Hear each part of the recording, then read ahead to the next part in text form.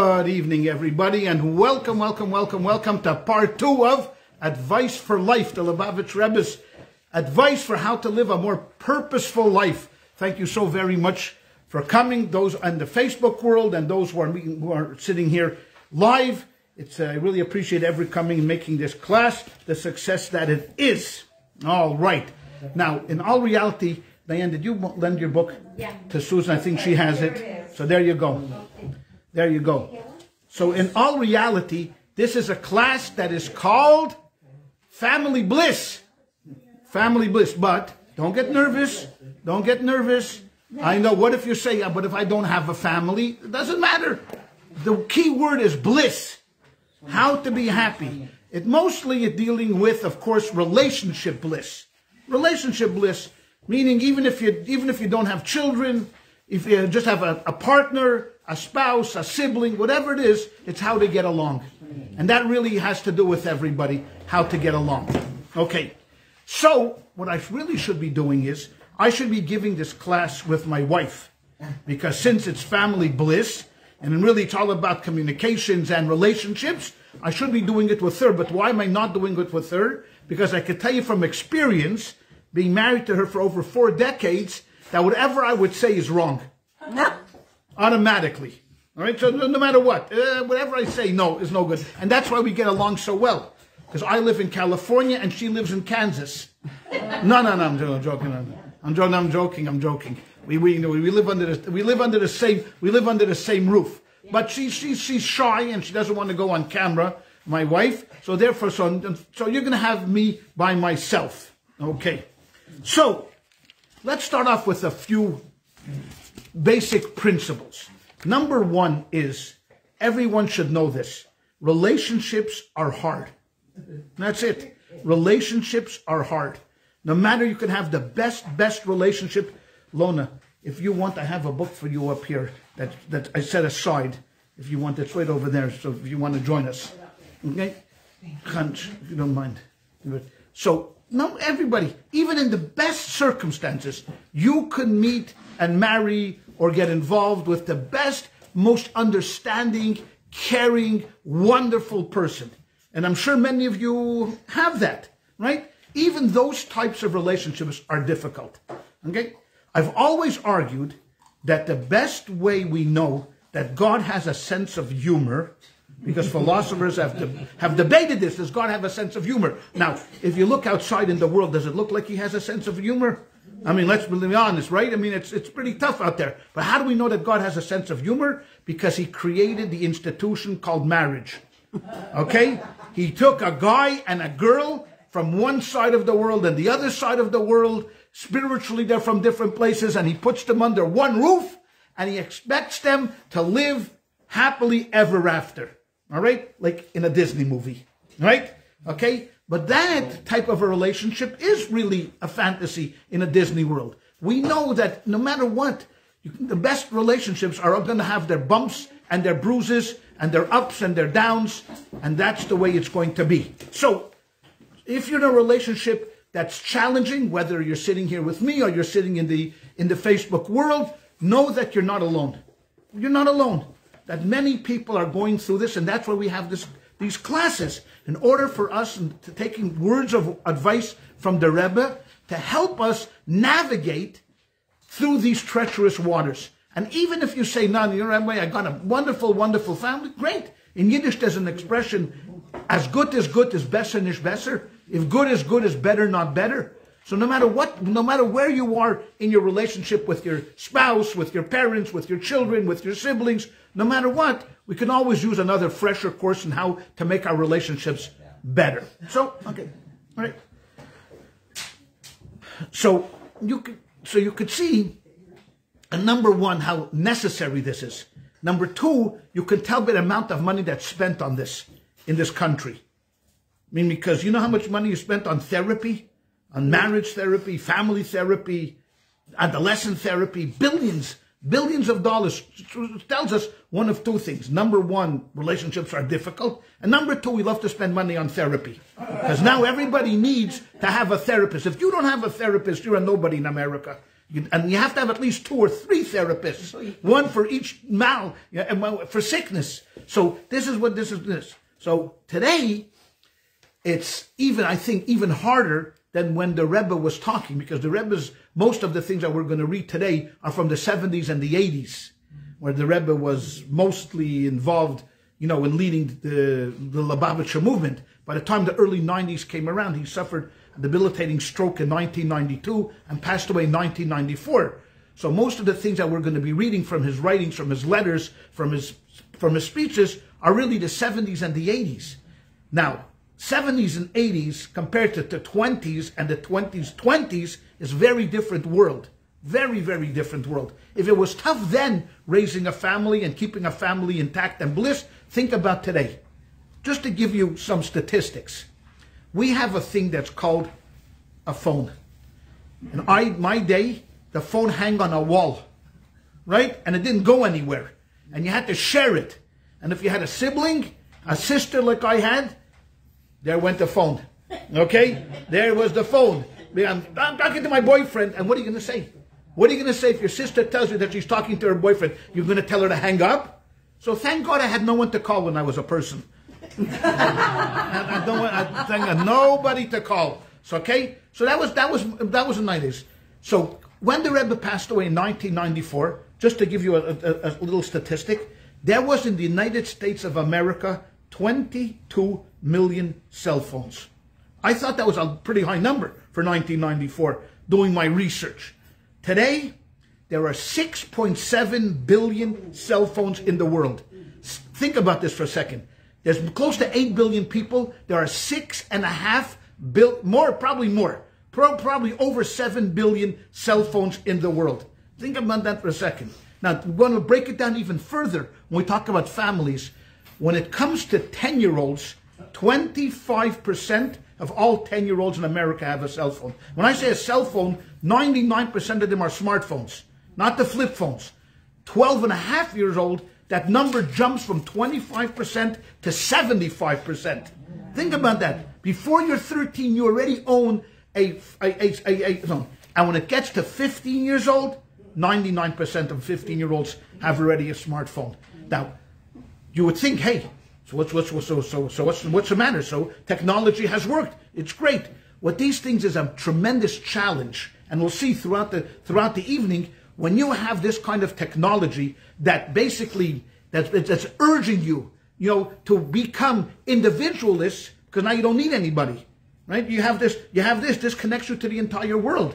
And then you go to a restaurant or you go to some other place, what do you see people doing? They're on their phones. They're totally on their phones. So the challenges of today are even harder, I would say, than even in the Rebbe's times. But I think his words will still resonate today. But again, we're going to have to put in, if we had to put in work in the 70s and the 80s, think about the work we have to put in the 20s, in the 2000s, the 2020s. Okay. So now that we've understood this, that that first of all, the problems, even if we have a problem, we're not unique, we're not alone. We share this problem with everybody, with all of humanity.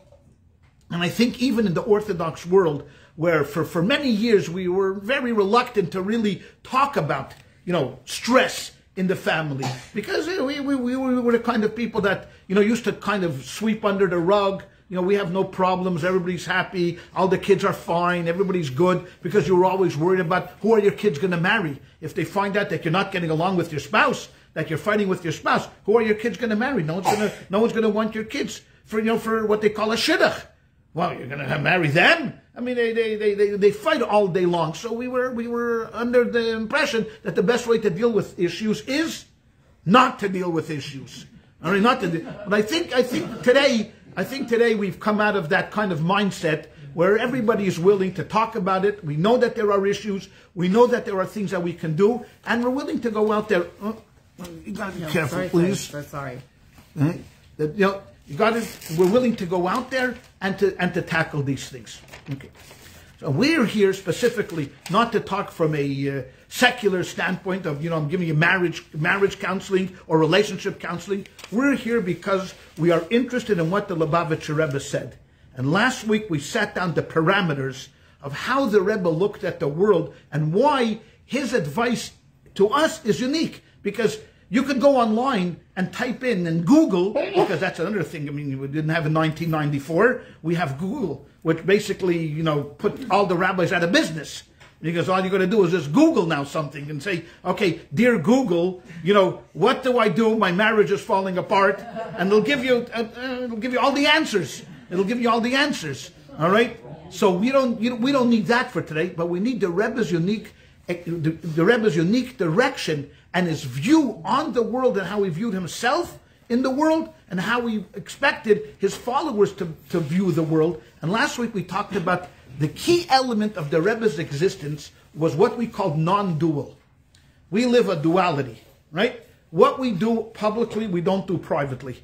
Meaning, you know, like you're going to be in Shul on Yom Kippur and you're going to see everybody praying so fervently as if they want to get into heaven. All right? They're going to say, Yashamnu Baganu, please, God, forgive me, forgive me, forgive me. You know what? And then the moment Yom Kippur is over, it's back to business, baby. And we're back to the same old schmo we were before Yom Kippur. All right? That's the way it goes. When you're in Shul, when we're in public, we act nicely, we act this. But when we're in private, we do all kinds of things when no one is looking. Because why? Because in all reality, our spirituality and our secular lives are really bifurcated. We live two different lives. There's a time when you're going to be religious, so you come to shul and you daven and you do whatever you have to do in shul and listen closely to the Torah reading. And even if you're nice to the rabbi, you don't fall asleep during his sermon, or you do fall asleep during a sermon, whatever you like to do. That's in shul. But when you're in home, you know, and the same thing is true with relationships. When you're in public, yeah, hi dear, how are you dear? What can I do for you dear? And then when you're alone, shut up dear. Right? I don't know. What kind of food is this, dear? I didn't ask you, dear. No one needs your opinion, dear. So why? Because we live dualities. We live two different worlds.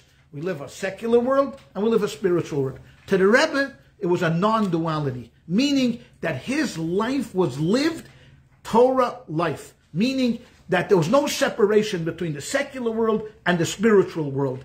He believed in the words of the Torah. They are real. And when Hashem says something in the Torah, he means it. And that's the way we are made. And that's why last week when we talked about work, the Rebbe looked at work as not only as a positive thing, you know, because you can influence the people around you or you're making a living, but that's part of who we are. We go to work because it's a holy endeavor. God created us. God expects us to produce. And whatever work that you find yourself in, that's where you're supposed to be. That's what you're supposed to be. So when the Rebbe looked at a situation, whether it was familial relationships, a spousal relationship, how to set up a home, the Rebbe looked at it through the eyes of the Torah. And when you look at it through the eyes of the Torah, there's different expectations than when you look through it through the eyes of a secular person, you know, in the United States of America. So we always have to keep that in mind, because that was the unique perspective. Otherwise, you can find a million therapists around who can tell you advice on how to have family bliss, but not this way. Not the Rebbe's. The Rebbe's was unique, and as we go through tonight's lesson, you'll see how interesting and how perceptive the Rebbe was. That even though that he himself was not blessed with children, but he had thousands of spiritual children around, and he had the insight to be able to relate to children. I mean, in my humble opinion, better than many parents relate to their own biological children. Why? Because he didn't live this life of duality. He wasn't struggling with this secular versus spiritual and a spiritual versus secular.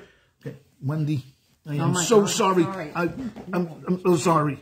All right, there you go. All right. I don't know where it's just. I don't know why, but it's just when the camera goes like this, I get out of sorts. I don't know why it should bother me and like that. Anyways, okay, let's start on families. Okay, what do families thrive on? What makes a healthy, nourishing, functional family? Let's put down some adjectives here. Number one is an attitude. How the participants in this family relate to each other, their attitudes towards each other and towards the concept of family in and of itself. Now, we're going to go into some examples, but I want to first set down some parameters. Number two is maybe even more important than attitudes is behavior.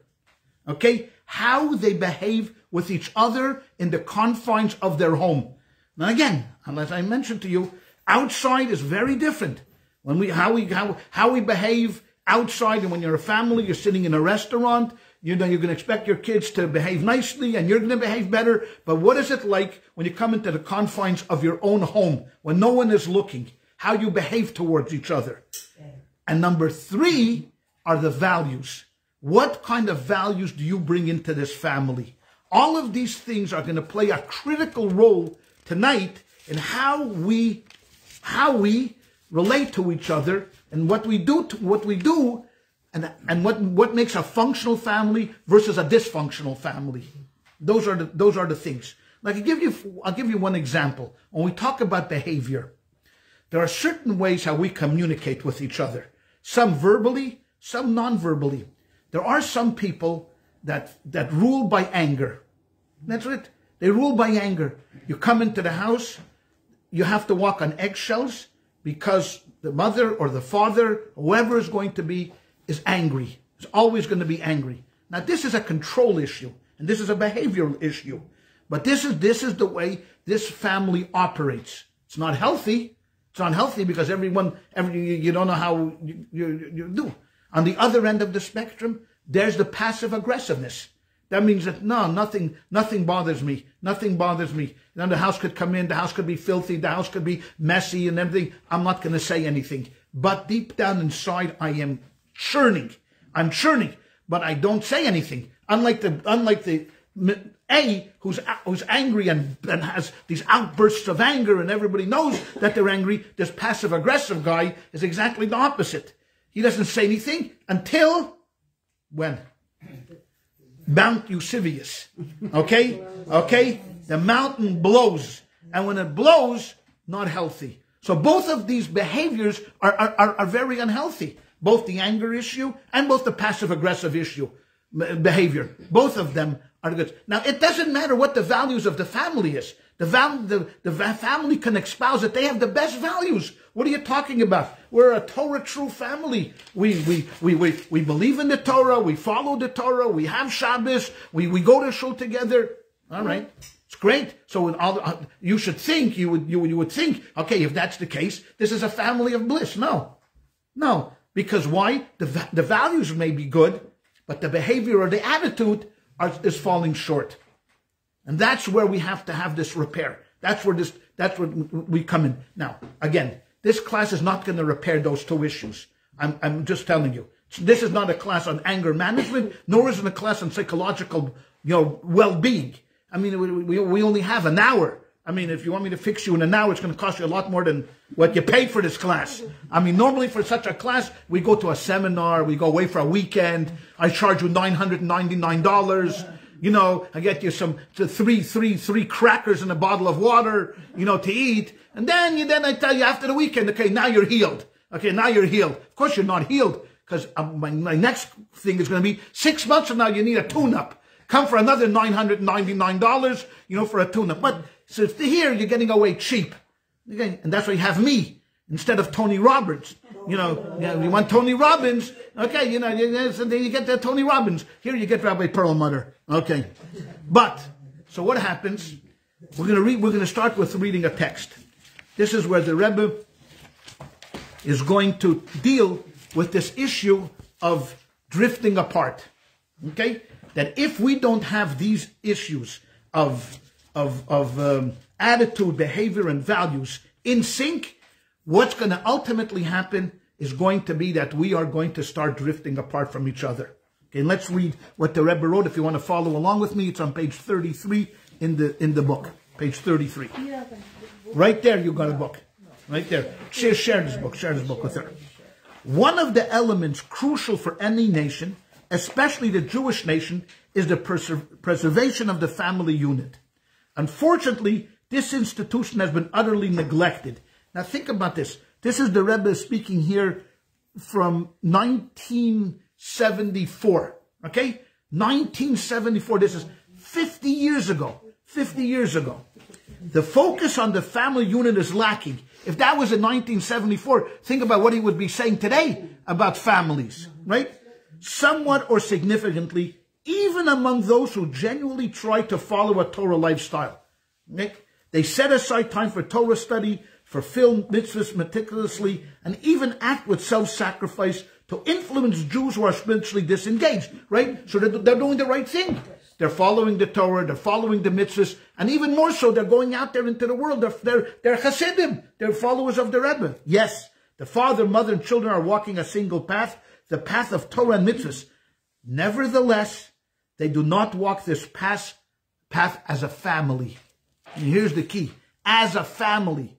We readily observe the regretful effects of the fathers, mothers, sons, and daughters living in 4 distinct worlds. Okay? Because why? What happens? The father has his agenda, the mother has her agenda, and the children have their own agenda. Now think about this 50 years ago. Think about what the Rebbe would be saying today. When everybody, you go into a family that, thank God, you've made it. You have a big house. Every child has their own room. Every child has in their own room their own computer. Many children have their own television. They certainly have their own iPhones, already. So think about if the Rebbe was talking about in 74, how families drift apart if they don't act as a family, what he would be saying today. Now, what are the consequences here? What are some of the consequences of what happens when families do drift apart? Meaning that on the outside, you're looking through the window, you say, look, this is a healthy family. They're doing everything right. They got mezuzahs on the doorposts. They have two sinks in their kitchen. Maybe even 3 for Pesach. They're really good, going good. They have a bunch of books on their wall. The father wakes up in the morning to go to shul. The mother and daughters light Shabbos candles. They're doing all the right things. But they're missing one ingredient. They're missing the ingredients of cohesiveness. Meaning they're all doing the things, but there are 4 distinct worlds. So father, mother, son, daughter. Let's just take that as a kind of a nuclear family, because that's easier to do. You just do your own thing and everybody's on the self. So what happens? The kid who's going into high school now, and they're having issues in high school, and they need more than ever, because we think of ourselves, as little kids need our support. But teenagers, come on, teenagers are already, big, they know everything, right? I mean, I raised 6 teenagers, they know everything. But I tell you, they are the most emotionally vulnerable of any age group.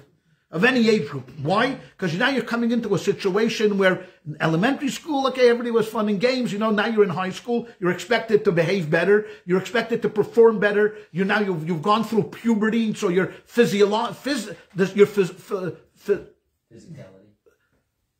No, I'm thinking physiology. Thank you. Your physiology is changing. Thank you very much. Your physiology is changing. So your whole worlds are turning up. More than any time, we're going to need emotional support now. How do I get through it? Especially you go from a small little elementary school to this huge high school. Now, 1,000 kids in your class. No one cares about you.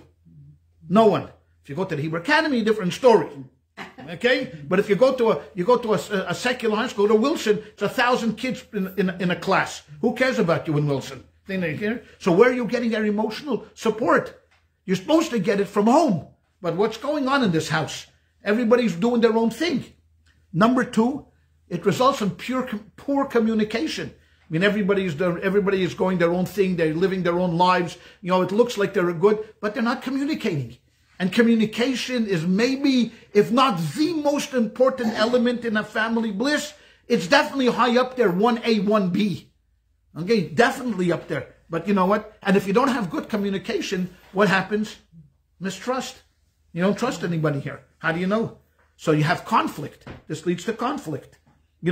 Rather than being allies, because you think of yourself as a home, right? This is the difference between a house and a home is a house is mortar and bricks.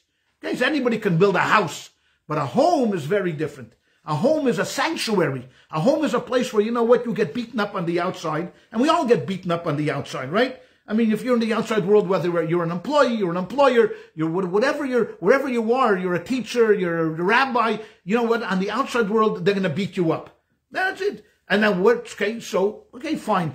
Okay, you come home, you believe that in these 4 walls that I find myself here now, this is where I have my sanctuary.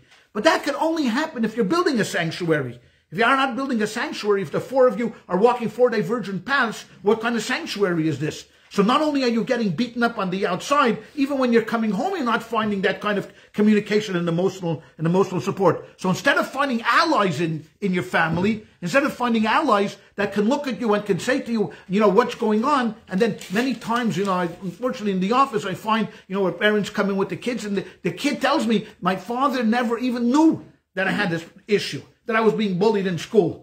Like, the famous story of this kid calls up his father, who's a fancy lawyer in Manhattan, and says, Dad, how much do you charge an hour? He says, $700 an hour. He says, Dad, I need to ask you a favor. What's that? I need to borrow $500 from you. So the father says, why? He says, because I already have 200. With your 500, I'd like to rent you for an hour. Okay? So, do you think that this kid is getting emotional support at home? This kid is getting something? So then you ask the father, didn't you see it coming? No, I never even knew that he had this issue at school. Well, why not? Did you ever ask him? No. He was getting along just fine. He never said anything. Well, maybe he didn't say anything because he knew that no one is home. No one is listening. So you had this guy that's making $500,000 a year, $1 million a year, $10 million a year, and his house is empty. His house is empty. I mean, okay? Now, what do you think is going to happen here with the consequences? This dysfunction breeds what? More dysfunction. So what do you think? What do you think these kids learn? So you take a household whose father, or mother, whatever it is, runs it by passive aggressiveness. What do you think the kid is going to learn? How do you solve problems? By being passive aggressive. Anger is by anger. Shouting is by shouting. And that's what happens. So we perpetuate this. We perpetuate this problem over and over and over and over again, generation after generation. And these are the consequences of what the Rebbe is talking about when 4 people are living in the same household. So what caused this? How did we get to this situation? So America has this unique set of challenges. Now, I can't talk. Listen, I never really lived in Spain. I never really lived in Bulgaria, and I never really lived in Yakutsk. Now, I lived in the United States of America and raised my children in America, so I know American challenges. Starting in the 70s, early on then, probably in the 60s this started, as individualism became rampant. The idea of individualism, meaning that you need to be the best that you can be. You, as an individual, you need to be the best that you can be. Now, you keep saying it over and over again. And again, this is not a knock on individualism, by the way. And we're just talking about some of the issues that may have led to this disintegration of the American family, we'll call it. Number one was the emphasis on you need to be happy. You need to thrive. And if your family is going to be left behind, then what? It's about you. It's not about anybody else. It's about you. So, okay, so what did we do? So we started to think about, okay, what makes me happy? What makes me happy is, first of all, not listening to my parents. Which is okay. It's all right. What did the 60s tell you? Don't trust anybody over 30. And then the hippies turned 30, and then the hippies ended because they all turned 30. Now, you can't trust anybody, right? So don't trust anybody over 30, right? So it came along, so he said, okay, you got to be happy, just do it. All of these fantastic, thank you very much to Madison Avenue for perpetuating this. I'm not going to say anything, Stanley, but thank you to Madison Avenue and the Ad Council of America for pushing this idea. You know what? You can do it. You can be the best of me. So when you have that kind of an attitude, so if it's a healthy family and we are all in this together and we're thriving together, as we're going to see later on, that, you can't lose your individualism because that's not healthy. But you know what? But if we have 4 separate units, what do you think? What's going to happen? Technology was another influencer. Technology, before, I remember when I was a kid, we all watched one TV. And on 8 o'clock Sunday night, that's the only thing you watched was what? The Ed Sullivan Show. My mother, till her dying day, okay? Till her dying day would not forgive me because I was born on Sunday evening during the Ed Sullivan Show. She had to give up the Ed Sullivan Show to deliver me. She almost had... Happy birthday, by the way, Ellie. Okay, he's gone, my grandson. Okay, happy birthday. See you later, alligator. Okay.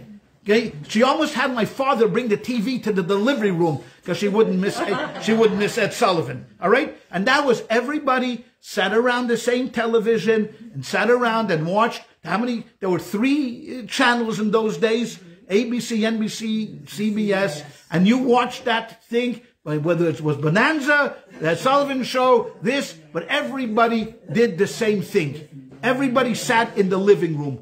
Things. Then came along one of the first killers, TV dinners. Remember those Swanson frozen TV dinners, which we didn't eat because they were not kosher, but I always envied them. Because now you didn't have to leave the TV. You can have your frozen dinner on this little thing that you put on your lap. And of course it always tipped over, so you ended up with whatever you were, Salisbury steak on your lap, okay, with the mashed potatoes when I was sitting on your lap, okay? That's why we always made those. The couches always had the plastics on them, so God forbid you shouldn't God spill any of them. All right? So technology came along in the 60s and in the 70s, and that gave us freedom.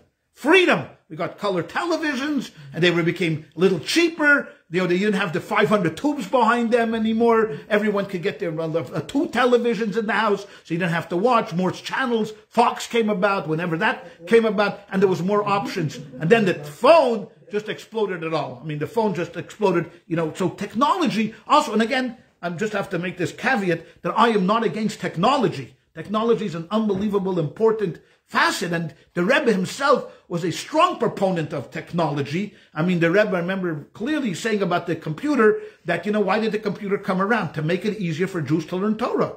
It used to be you had to get all these books together and read all of the books. Today, you get on a computer, you can have 1 million classes. Think about what the Rebbe would say today about an iPhone. Now, with all of the dangers of an iPhone, the Rebbe would say, think about it, you have the whole Torah in this little gadget. No excuse. You could be riding the subway, and instead of reading the paper, you can have this little gadget like Brian does. Wherever he goes, he studies. So technology per se is neutral. I mean, it's what we call, it's neutral. If you use it for holiness, it's great. If you use it for something else, it's for something else, but it helped. Then there was one other aspect, which I was debating whether to mention or not, because it was, again, women in the workplace.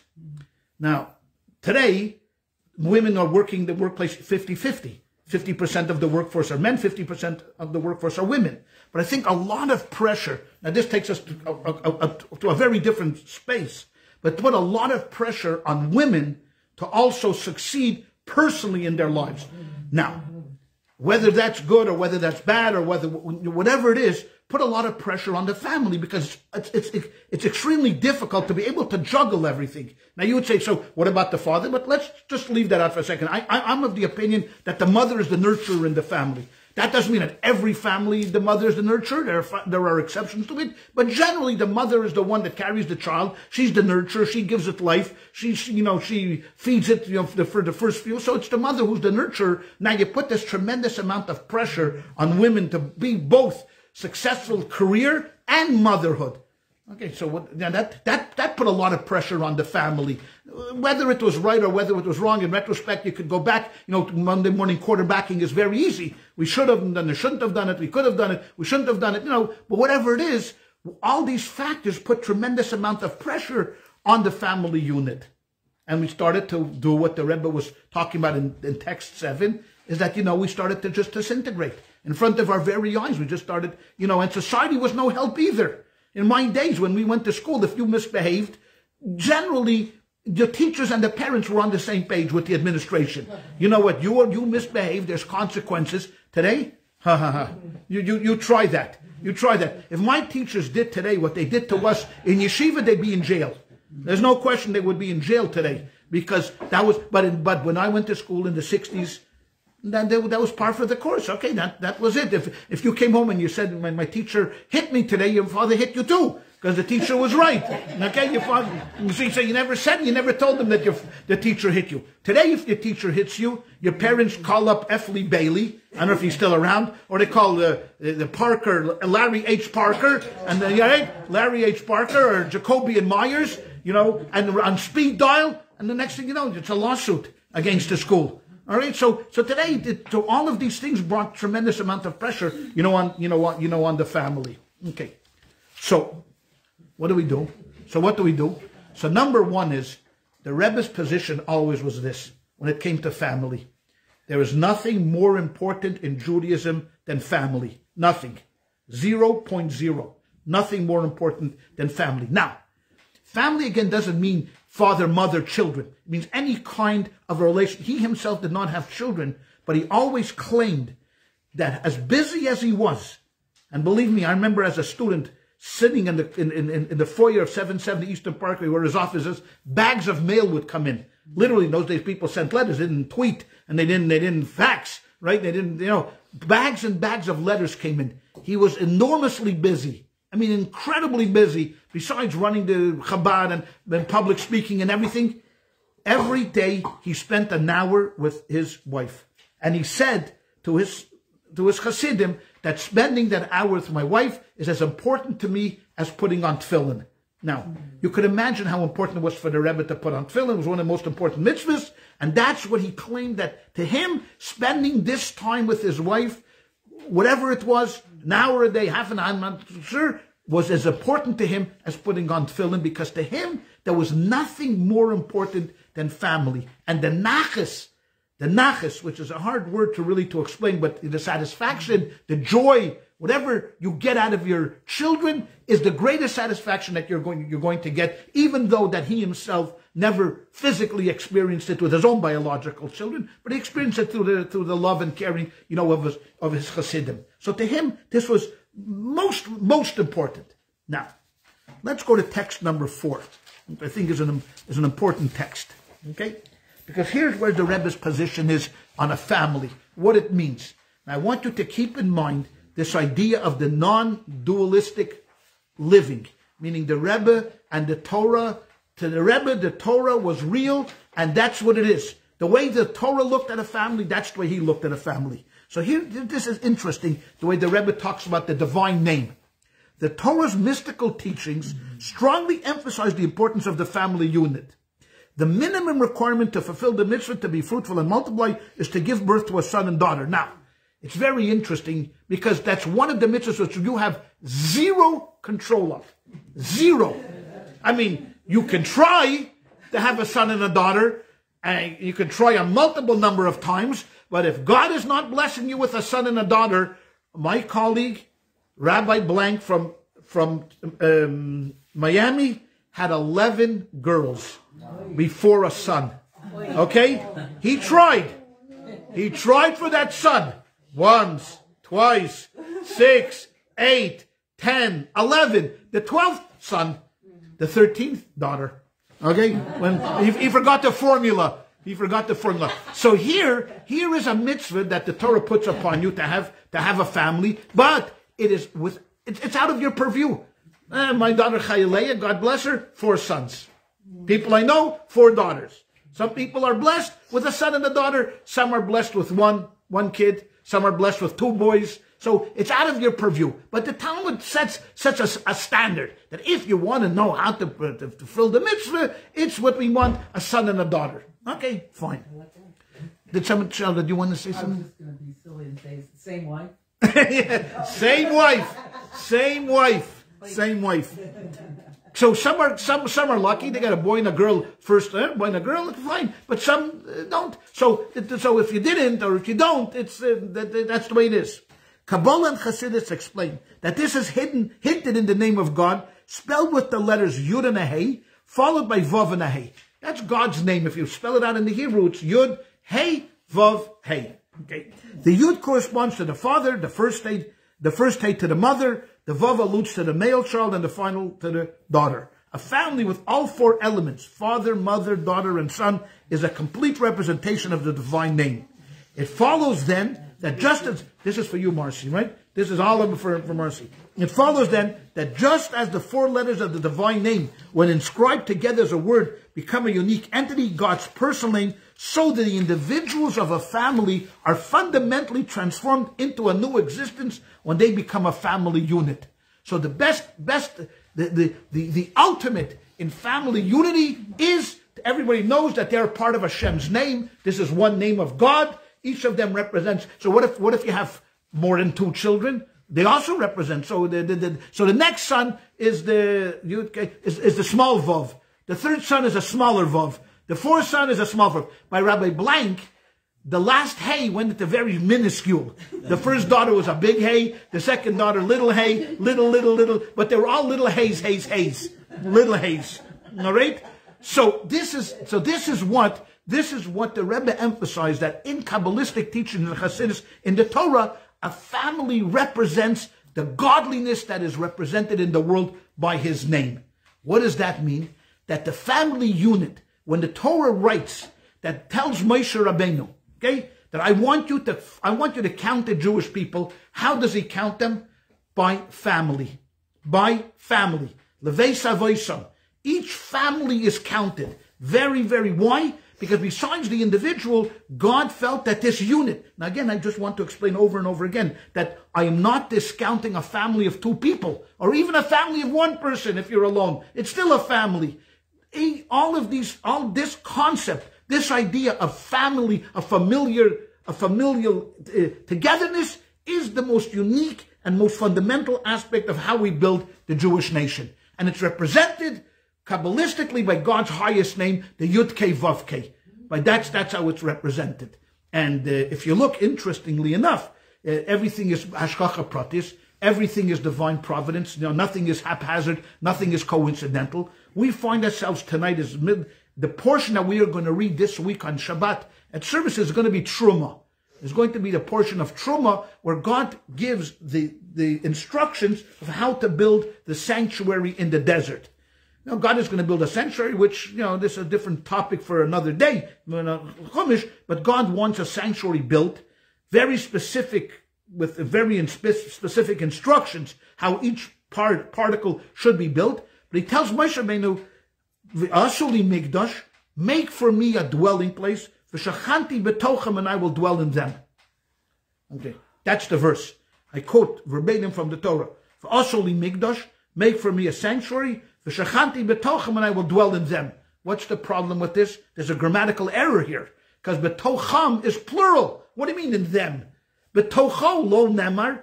So commentaries say betocho lo nemar. It doesn't say I will dwell in it. There was only one sanctuary, but God specifically says I will dwell in them. Why? Because what he's really referring to is every family. I will dwell in them means I will dwell in each and every individual family alone. Meaning, there's one thing that we are going to sacrifice, and we're going to use the temple. We're going to have the menorah. We're going to have the altars. We're going to have the table. We're going to have all of these vessels in there. But never forget that the critical element of, if you want the sanctuary, that physical building to exist, where does it start from? Every individual family. Meaning in our own home, we are going to have to build that sanctuary. In our own 4 walls, we are going to have to allow God to come into that sanctuary. It means everyone here that is part of this family, everyone that is here part of this unit, has to do their thing in order to maintain that this is a sanctuary that God would be proud to come into. Now, would he be proud if you have 4 individuals going their own paths, seeing everybody divergent? No. What would he be proud of? He would be proud that we know that we all, like we talked about last week, that we have a purpose. This is why. How do we sell this class? The Rebbe's teachings on how to live a more purposeful life. That we have a purpose, and our purpose is to make this world God's garden. We want God to come into this place and be proud and be happy and say to himself, you know what? When I thought about creating human beings, and I thought about creating a world with human beings, I did the right thing.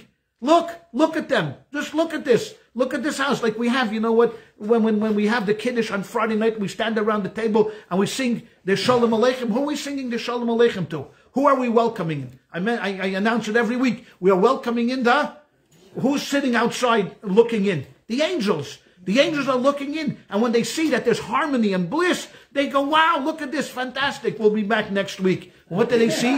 What do they see? If they see a family that's fighting and this and that or that and this, then what do you think they say? They say, woe unto this family is like that. So here the Rebbe is emphasizing again that b'tocho lo nemar, God did not say I will dwell in it, but what God said is, I will dwell in them, that we all have this responsibility, every individual member of this family, to do whatever they can to push forward the idea of building this into a sanctuary, into God's home. So how do we do that? How do we do that? We do that by reminding ourselves one very, very important part. Again, in America, when we come back to this issue of individualism, what do we say? First thing, what have you done for me lately, baby? What have you done for me? Nothing. Okay? That attitude that comes out of this individualism, that, that I have to strive. So you know what? When kids are not getting nurtured at home, what do you think's happening to them? They're getting nurtured somewhere else. You know what that is? School, friends, other adults, other parents, so you're going over to your neighbors for dinner because your mother's too busy not making dinner, so you're eating dinner at your friends. Your kids are getting nurtured somewhere. And if it's not you that's nurturing them, someone else is nurturing them. And you know what I say to that? Achenvei, which is Ladino. No, I'm just joking. It's Yiddish.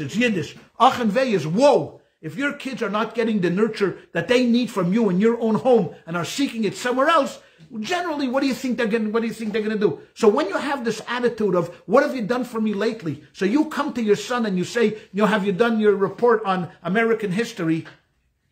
You're asking me, what do you ask? Why are you asking me? You care?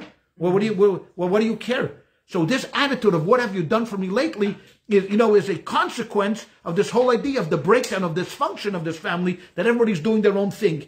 My career is more important, or mom's career is more important, or my travels are more important. One of the great songwriters of the 70s was Harry Chapin. Remember Harry Chapin? Of course, Harry Chapin gets killed in a car accident. Why? Because he's a good songwriter. That's the way. Jim Croce dies in a plane crash because he's a good. John Denver. So just be like me. Write bad songs. If you write bad songs like Barry Manilow, you live forever.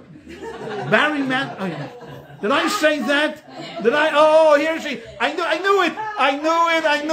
I knew I'd get somebody. I knew it. No, he writes great songs. Barry Manilow's songs are the best. I mean, but the best. But you know what? Harry Chapin, if you remember that song, The Cat's in the Cradle. Okay, that Cat's in the Cradle and the Silver Spoon. This is what we're talking about. I should have given a course on Harry Chapin, right? Because what is it? It's all about this guy who puts his career before anything else, right? And then when he asks his son, his teenage son, maybe you hang around for a while, what does he tell you? I want the car. That's it. And when he wants to visit his grandchildren, what happens? What are the consequences? We're too busy, Dad. We're too busy. So this attitude of what have you done for me lately is one of the breakdowns, one of the consequences is, of course, because we only put ourselves before everybody else. Comes along the Rebbe, and the Rebbe says, wait, hold on 1 second. Wait 1 second. The whole idea is to live a purposeful life. The whole idea is to make a sanctuary in your home. If that is the purpose, then what should be our attitude? And from our attitude, then we'll move on to behavior. And from behavior on to values, which we go back to the beginning of the class. What should it be? It should be that I was put into the world not to take, but to give. But to give. To give. That's what my purpose is. My purpose is not what I can get out of this family, what I can squeeze out of everybody. So if you're good to me, and if you're helping me advance my career, or if you're just be quiet during dinner, I love you. But if you're going to start bugging me and asking me for things, then I'd forget about it. No, my attitude is what do I give to this family? Every day I wake up in the morning and I say, Maida Ani, I thank God for giving me back my soul. So what? So he gave you back your soul. So what? That's a big deal. No, that's giving me back the opportunity to do something great, something wonderful in this world. But I can only do something wonderful in this world when I realize that what? That my being, my existence is about not what I'm going to gain, what I'm going to take from this family, but what I'm going to give to this family. What I'm going to put into this family. And every day I wake up with the idea that I'm going to spend, like the Rebbe Rashab, the 5th Chabad Rebbe said, just like a Jew is responsible for putting on tefillin, for this, He's responsible for sitting an hour every day contemplating the education of his children. How is he going to educate his children? Think about that. To sit an hour every day thinking, what is the best way that I can educate my kids? So number one, of course, is getting your kids a good teacher. Fine. But more important than that is what? Being the great example. Being the perfect example for your children. Like, you know, when you come home and you never read a book, right? Because you're so busy at work and So the first thing you do is you come in, you kick your shoes off, you go to the big flat screen, and we Americans have the strongest thumbs. Click, click, click, click, click, click, click, click, click, click, click, click, click, click. You know, and we're clicking and we're clicking and we're clicking. And then you ask your kid, did you read a book today? No, well, you really, yeah? You expect your kid to read a book? Why? Because you're such a vocarious reader. You all day long. All I see you is with reading. If you're not reading, guess what? They're not reading.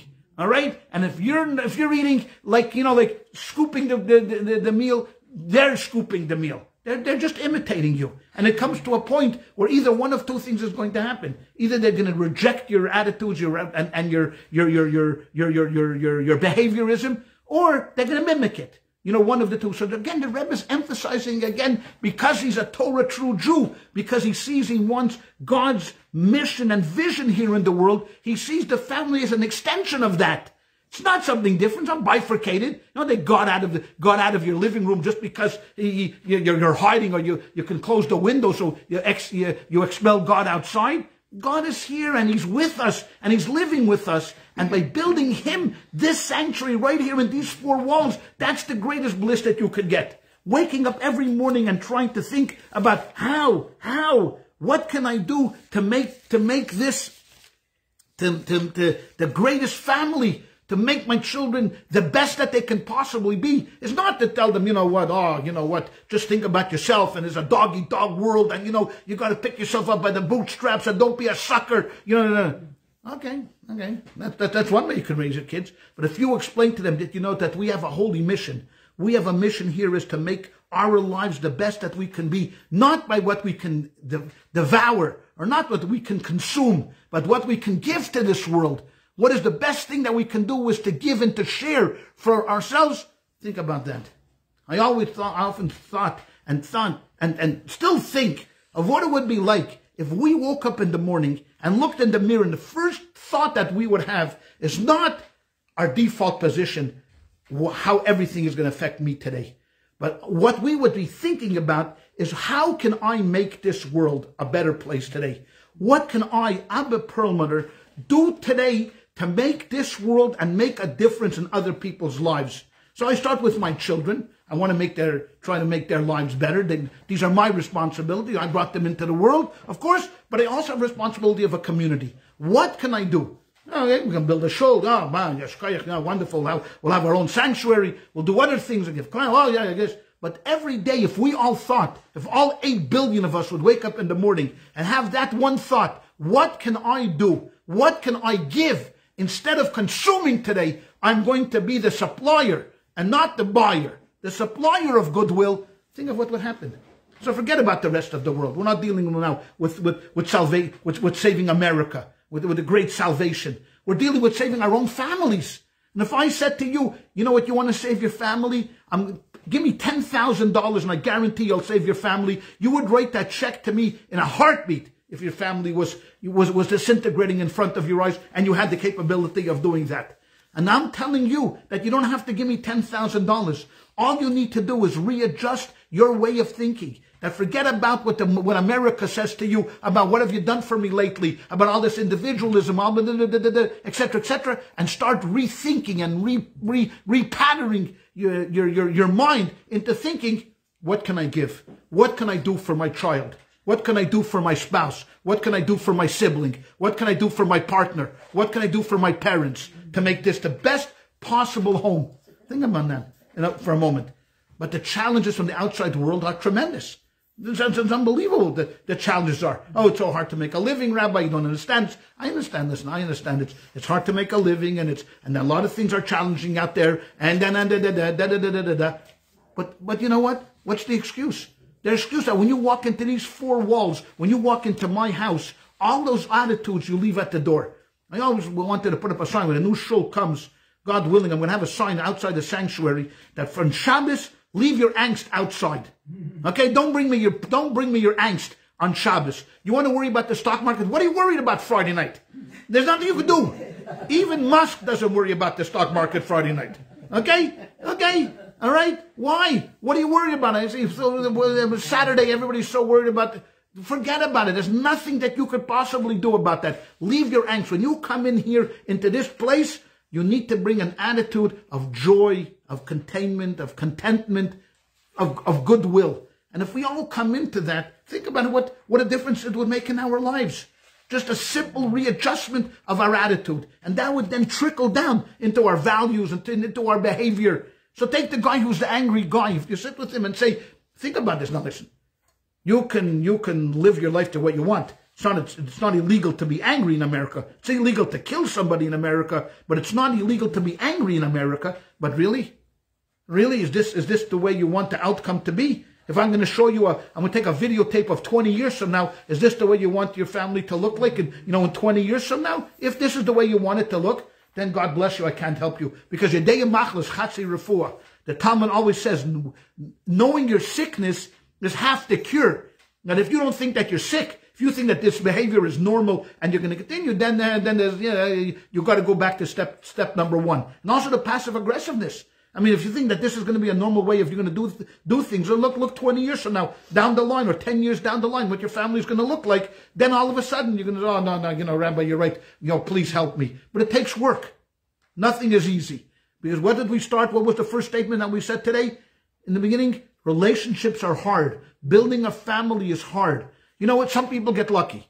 I'm not saying it. Some people get lucky. They put little effort, they get tremendous results. How that works, I don't know. You got great kids, happy, bliss, fine. But I'm thrilled for them. 99%, that's not the way. 99% is as ye sow, so shall ye reap. Whatever you put into it, that's what you're going to get out of it. You want an oak tree? It's going to take you time and effort and a lot of patience, and all of that stuff to get an oak to grow. All right? What? And acorns. A lot of acorns. And a lot of acorns to do. And exactly correct. So the Rebbe then went into he always used to give some practical advice. Because everything is very nice. And then we talk about, issues of attitudes. Practical advice, he says, what can you do practically to make this endeavor easy? So one of the things that today is, we see, without a question, one of the things that we're lacking in this family disintegration is that no one ever gets together, no one talks to each other. Comes along Shabbos meal, a Friday night meal, is Rebbe always encouraged, even if you were not Shabbos observers. So if you're a Shabbos observer, there's a separate issue that we need to talk about. But if you're not a Shabbos observer, so you don't keep Shabbos, all right, fine. That's an individual choice in America. Of course, the Rebbe would want everybody to keep Shabbos. It's a very important mitzvah. But one thing at least is on Friday night, that everybody's together for dinner.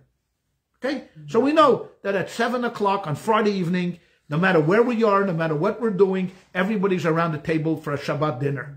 Okay. Number 2, no technology. Meaning that all phones, all beepers, everything is off. Everything is left in another room. No one is looking. Especially on Shabbos, it's forbidden to anyways use a phone. So everything is off. Okay, so for a secular family, just think about this. For a normal secular American family, which generally doesn't eat dinner together, which generally doesn't get together, this would be a lifesaver. Because why? Because now, at least for a couple of hours every week, what you have is now cohesiveness. People sitting around the table. They're not rushing. They're not looking. They're not checking their phones. They're sitting around the table. But that's only step number 1. Step number 1. Rebbe was very, very specific that besides the Shabbos meal, which is in itself is an important thing to do, the food and the camaraderie, what gets discussed at the table is extremely important. And this goes also for Orthodox families, because Orthodox families take it for granted a Friday night meal. Who doesn't have a Friday night meal if you're from?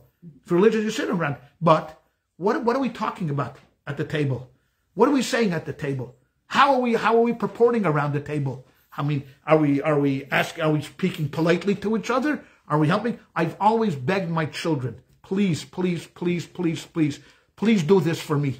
If ever you are invited to a Shabbat meal, a holiday meal, please, I'm begging you, please help clean up.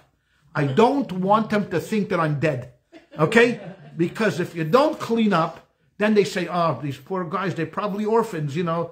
The Pearl mothers must have died young, and you know, the parents never raised them to, you know, to be mentioned. So please, rather than having them think that I'm dead, buried, and mommy is dead and buried, just stand up and ask, please, I would like to help serve, I would like to help clean up. They may say to you, no, fine, I don't care, don't do, you know, let it, but at least I'll know that, you know what, the Pearl mothers have some values to them. Okay, because it reflects bad on me if you're just sitting there like a chazer, you know, like, and expecting this lady who worked all day, you know, cooking, and then she's serving, and then she's cleaning, and you're sitting over there, you fat guy, over there. I'm the fat guy, not them. Okay, I'm the fat. So, and you're just sitting there expecting like you're the king. So please help. Please help. So what's spoken about at the Shabbos table is maybe more critical than even getting around the table. So when you look at a family, and you could tell right away, just invite me to your Shabbos meal, I'm going to sit there, I can tell you what type of a family this is. Now, if the family is showing, you know, that we're talking about Shachanti B'tocham, that this is a family that got together because they want to make Shabbos a special day, and they're talking about issues that are value, you know, like, you know, real issues that concern everybody. But if it's just a family that, you know what, everybody is screaming and shouting and they're getting angry, and the Shabbos table turns into a war, tell me, how does that benefit anybody? That's a beneficial Shabbos meal. That's not a beneficial Shabbos meal. What that is chaos. I don't care how big your challah is. You know, how kosher your meat is. You could get your meat from the most kosher guy.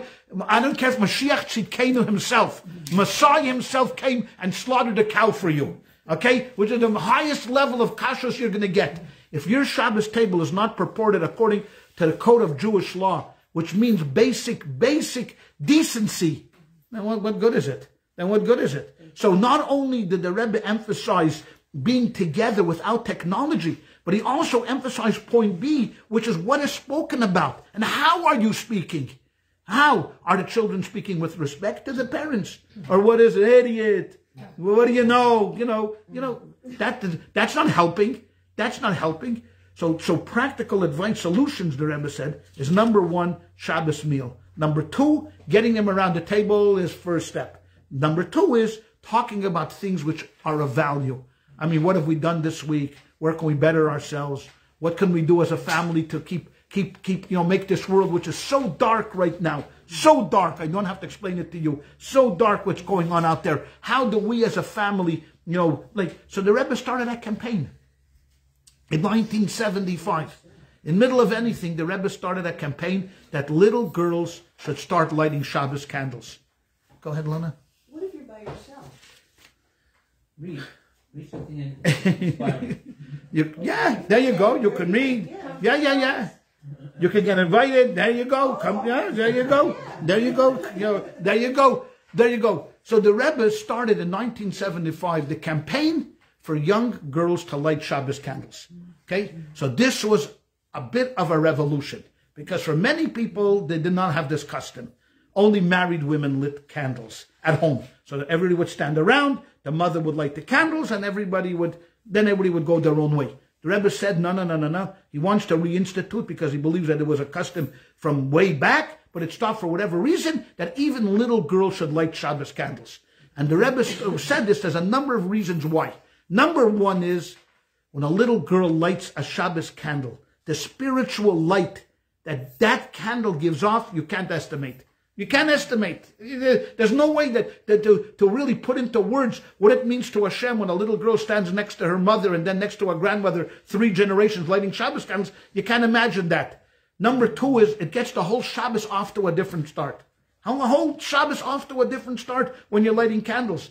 And then he said, the Rebbe said, it's also important for the little girls and the mothers to give a little charity before lighting candles. So you have like a little pushka box there. You drop a few pennies in or whatever coins in, and then you light the Shabbos candles. It was a revolution, because the backlash against the Rebbe from the Orthodox world was ferocious.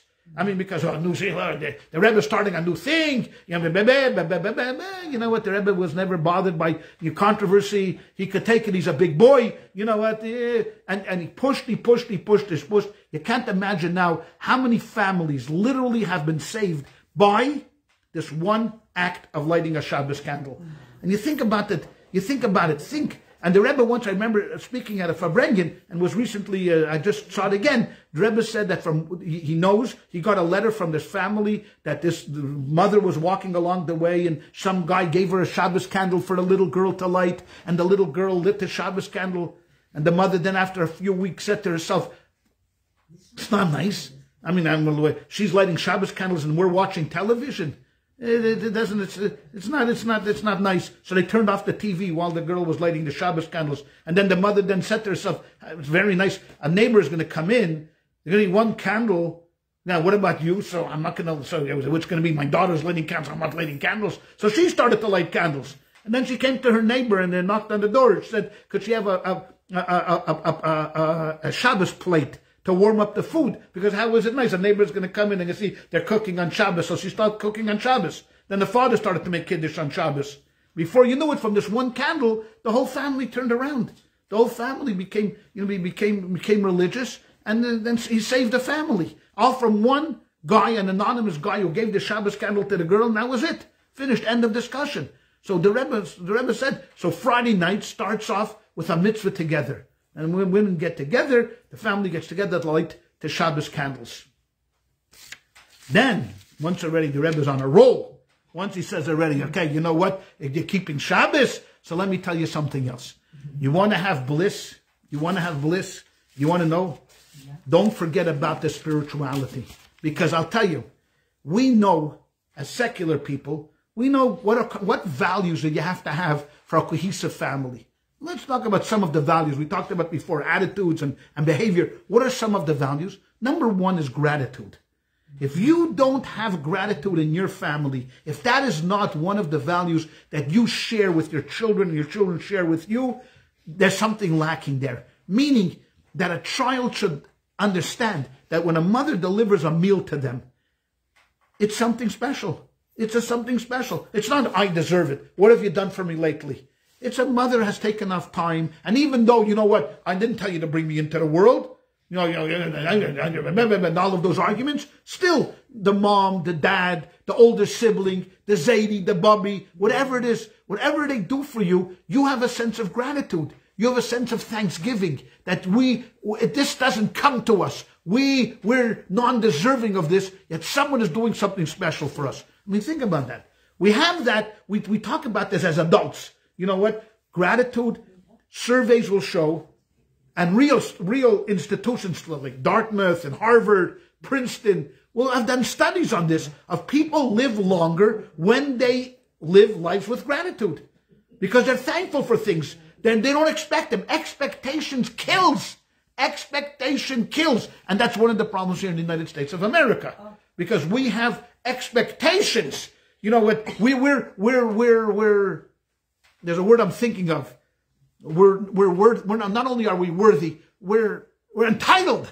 That's the thing. We're entitled. What are you talking about? We're entitled.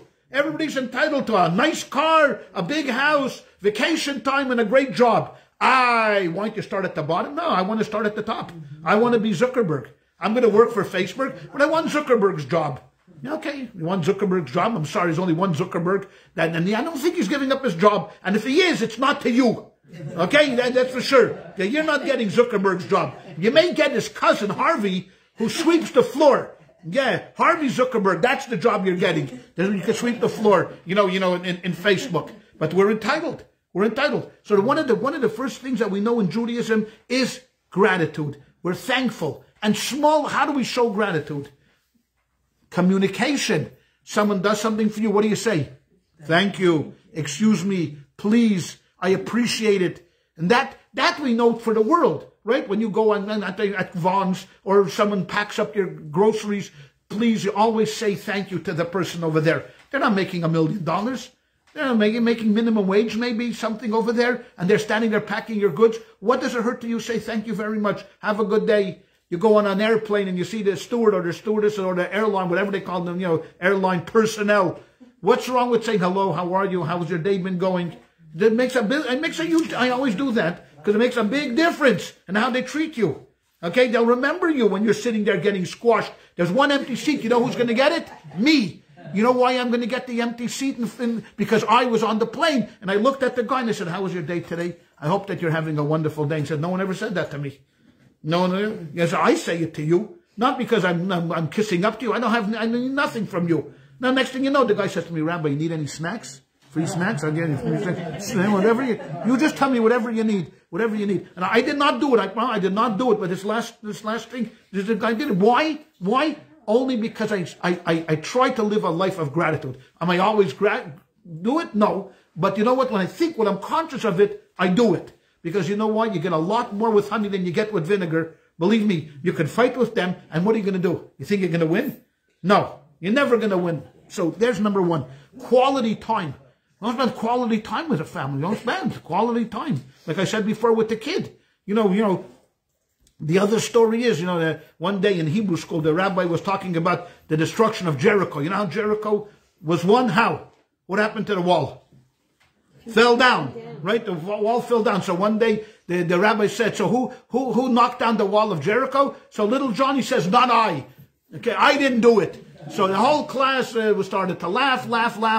So the rabbi said, okay, I'm telling your father you disrupt Nikolai. Grabs Johnny, drags him into his office, calls his father's a big lawyer, same lawyer, big lawyer, and then there's Mr. Rabinowitz, I want to tell you something. We were in class today, they're talking about the wall of Jericho and the breach of the wall of Jericho, and your son Johnny said he didn't do it. So the guy said, Rabbi, I'm in the middle of a meeting, just tell me how much it costs. I'll pay for it. Okay? Okay, this is how much the guy knew. Okay, the father thought that he was talking about a breach in the wall in the show. Okay, so this is the level of education in America, in the United States of America, right? Spend quality time with your family. Compromise. And we ever heard of that? Now, that's a little bit of a double-edged sword, because there are some people that turn into shmatas. You know what a shmata is? Everybody familiar with a shmata? A rag. You turn into a rag. That you're not allowed to become. No one is allowed. Because when we talk about, I was railing about individualism for the past hour. I want to tell you something. Everybody needs to be a bit of an individualist. Meaning that the word yud, k, vav, k, when we have the yud and the hey and the vav and the hey, notice something. It's not all the same letters. How come it's not all the same letters? If God wanted to show one unity, he would have made yud, yud, yud, yud. Everybody's a yud. Or everybody's a hey. No. Everybody's an individual. Everyone needs to. And imagine if you're in a family and one of your kids is Albert Einstein. What, are you going to treat him the same as your other kids who are dummies? No. Albert Einstein is going to be Albert Einstein. Okay, of course, I'm sure Albert's family was not all dummies. I take it back, Mr. Einstein. I think he's dead by now, no? No, I'm just joking. Okay, the thing, you know what? But every kid needs to be nurtured according. Every kid needs to be nurtured according to their way. Some kids need to be pushed hard. Come on, you can do it, and you need a Bill Belichick type of a coach, to really go at it strong. Some kids need a softer touch. Like, okay, you know what? No, take it easy. We be easy on him. You need a more sensitive kid, needs a more sensitive approach. Each kid in the family needs to, but we know that even if you're teaching, even if you're training your kids differently, one is being pushed, one is being soft. Every kid knows that whatever attitude you have to them comes from where? Love. Even when you're pushing your kid hard, it comes from a place of love. If your kid is thinking to himself, you know why my father's pushing me for Little League? Because he's a loser.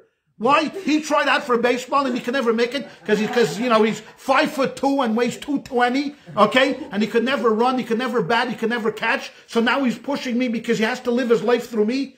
What do you think of that's going to be? What do you think? How I think that's going to end? You think that's going to end well? No, that's not going to end well. But if your kid knows that you're coming from a place of love, that your interest is not because you have to live vicariously through him, okay? But you are pushing him because that's the best for him, and he knows that. And he knows that you're coming only because of love, then it doesn't matter. Some kids can be pushed hard, some kids can be pushed a little less, some kids could be, easier, softer, harder. It doesn't matter because they all know that where you're coming from is the right spot. But if you're going to live your life vicariously because you have a son like Michael Jordan, and you're going to live your life because you're going to push Michael Jordan, and you're going to push him because you want to be standing next to him when he wins all those trophies, you're a loser. You're a loser. And your son is never going to be Michael Jordan because he's Jewish. Okay? And he's not 6'6". And Michael Jordan, if you notice, if you ever saw his calves, his muscles have muscles. Okay? Okay? And your son's muscles don't have muscles. So he can't spend 4 hours in the air. Okay? If he's a Jew, he can't even get off the ground. Okay? And if he's white. Okay? So we compromise and we communicate. Okay? We do all of these things. Those are basic fundamental attitudes and behaviors that every family that wants to function properly needs to implement right away. The Rebbe added one other thing. Don't forget the spirituality. All of these things are very classical, psychological, things that we need. The Rebbe said, don't forget about the spirituality. And there are tons of letters where the Rebbe sent to young couples, man and a wife, they're starting out a family. I could tell you from experience. I was born religious in a sort of Chabad family. My wife was born in a Chabad family. We both came. We both knew what we wanted to do. We both grew up in Chabad institutions. It was still, my family and her family were worlds apart. My family, Holocaust survivors, me, my father, my mother, my sister, if the phone rang twice a week, it was busy. It was a busy week. The phone is ringing. Shah. We were quiet people. We sat around the Shabbos table. The four of us spoke about this. My wife's family, my father-in-law was a salesman. That when I first met him, I had 2 phones going at the same time. Okay? On one phone, he was selling plastic to this guy in Ohio. The other phone, he was a matchmaker trying to sell a blonde girl to the other guy. And he's going back and forth on the phone. And I'm like, the first time I'm there, I'm like, what if he sells the guy in Ohio, the girl, and the Hasidic guy ends up buying 300 tons of plastic? I was always worried that he's going to mix up the 2 phones. But this was a house that didn't have a front door. People were coming and going the whole, like a madhouse, this place was. And yet, what God wanted in his ultimate laughter, like I mentioned to you before, because he has a sense of humor, took this kid and this girl and shoved them together under this one roof, and expected them now to make family bliss. We should have family bliss. Okay, have family bliss. So we had family bliss for about 7 or 8 minutes, and then we did the regular thing like Americans do, and we've been fighting. No, God forbid. But the Rebbe always, when a young family was there, wrote them a letter and a blessing. And in the blessing is read under the chuppah. His letter was always read when the couple was there. His blessing was read under the chuppah. Now, we had the opportunity of going into the Rebbe to visit him before we got married. So me and Chani went in there, and the Rebbe gave a blessing to Chani, and then he looked at me. I think I mentioned it beforehand. He gave me a blessing, and then, so that was very special, for us. But even though that we read the letter under the chuppah, and the letter says specifically that your home should be based upon the precepts of the Torah and its mitzvahs.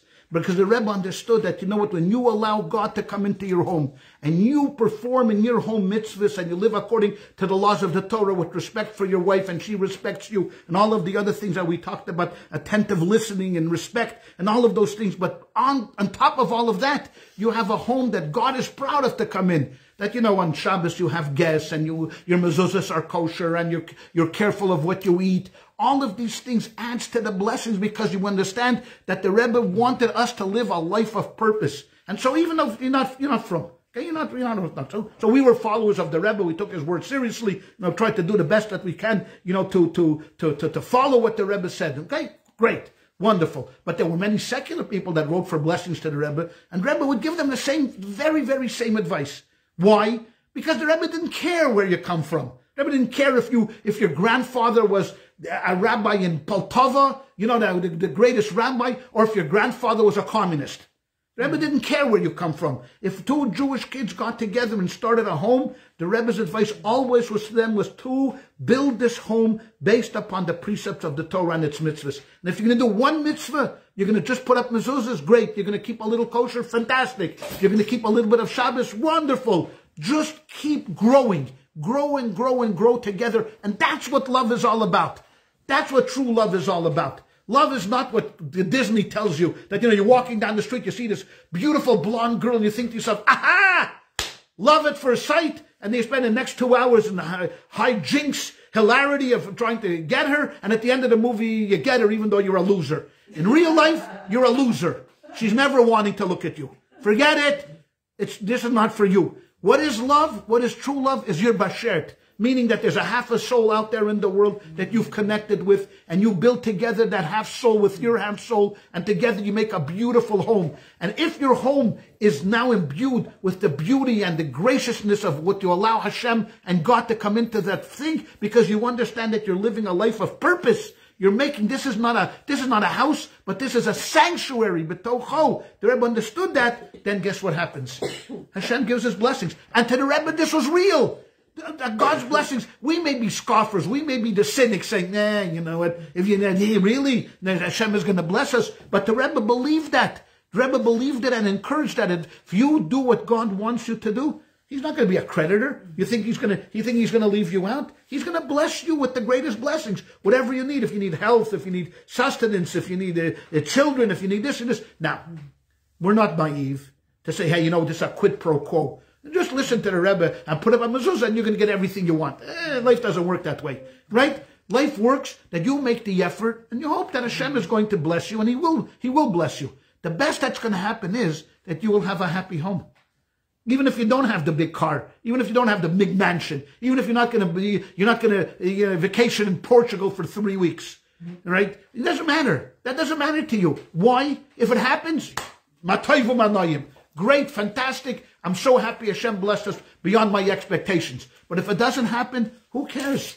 I have a wonderful, beautiful spouse that Hashem blessed me with. And then Hashem did even a greater blessing and gave me a child. And then with more blessing, gave me another child.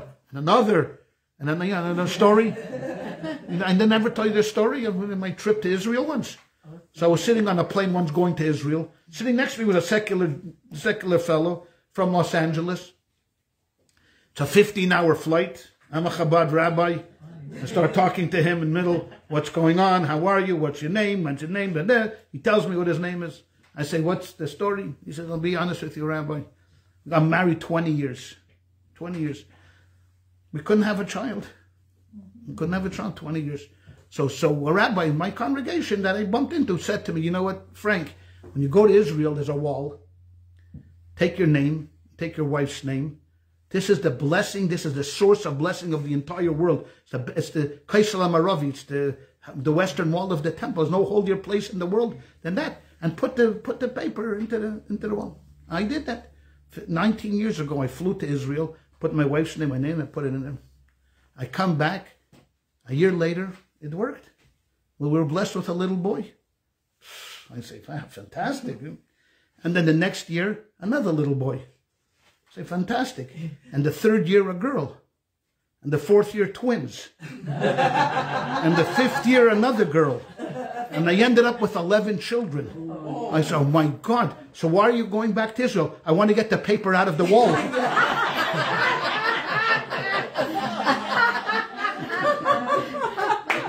Now, of course, this is not a true story, as you can tell. Not a true story. But it could have happened. It could have happened. Right? It could have happened. But that's God's blessing. And sometimes he even laughs, right? He sends you twins when you don't expect them. He throws in twins, with you. And then you get really lucky. You get triplets sometimes. But this is all Hashem's blessing to you when he knows that you have made a commitment to him by living a purposeful life. And this is the unique perspective. You'll go to a million therapists and never mention this. Because why? Because we talk about spirituality in America or talk about building a Jewish home. No, that's not sophisticated. That's not progressive. That's if you look at the Rebbe's perspective of what a thing happened. So you'll get everybody gets it. It's an abduction. Okay? So when you listen to the Rebbe and you listen to his words of how he encourages the idea of of giving instead of taking, that we are here in this world with a purpose of making this world a better place. Now, of course, when you give, you're going to receive, because the more you're going to give, the more you're going to see the benefit is going to come to you, because this family is going to be thriving. There's thriving. And what greater blessing is that when you see that? Now, you have to be also honest with yourself with your expectations. If you think your kid is going to be Michael Jordan, stop it. I mean, stop it. And it's not going to happen, and you could forget about that.